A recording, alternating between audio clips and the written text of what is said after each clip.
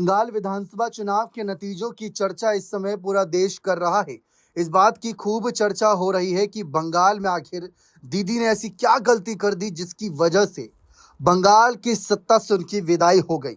इस मामले पर लेकर दिल्ली से लेकर बंगाल, बंगाल से लेकर बिहार तक हर कोई नेता अपनी राय प्रतिक्रिया दे रहा है। जहां बीजेपी नेता तो जश्न में डूबे हैं, जालमुड़ी खा रहे हैं, जलेबी खा रहे हैं, और दूसरी तरफ बीजेपी के साथी नेता भी इस मामले पर अपनी बात रख रहे हैं।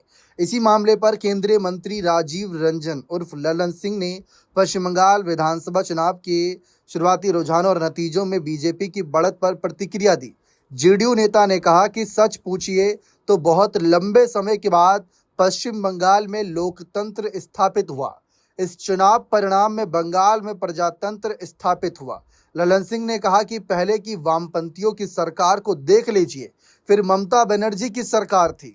इन दोनों ने पूरे बंगाल में अराजक तत्वों का राज स्थापित कर दिया था। शासन के नाम पर जो इनके अराजक कार्यकर्ता थे, वे आम लोगों को भयभीत करके उन्हें घरों में सिमटने के लिए मजबूर कर रहे थे। बहुत लंबे समय के बाद अब बंगाल में जनता का शासन स्थापित हुआ, जहां जनता के हित में काम होगा, अराजक तत्वों का सफाया होगा। ये बात कही ललन सिंह, जो नीतीश कुमार के करीबी हैं, करीबी नेताओं में से एक हैं। उन्होंने कहा कि राजनीति करने वाले लोग राजनीति करेंगे ही, प्रजातंत्र का यही मतलब है। उन्होंने कहा कि ममता बनर्जी ने तो बंगाल को चौपट कर दिया था। आपने कभी कल्पना भी की है कि किसी राज्य का मुख्यमंत्री हिंसा के बाद अराजक तत्वों के साथ खड़ा हो जाए? हम सलाम करते हैं बंगाल की जनता को, जिन्होंने ये बड़ा फैसला लिया। फिलहाल बंगाल चुनाव के नतीजों की चर्चा पूरा देश भर कर रहा है।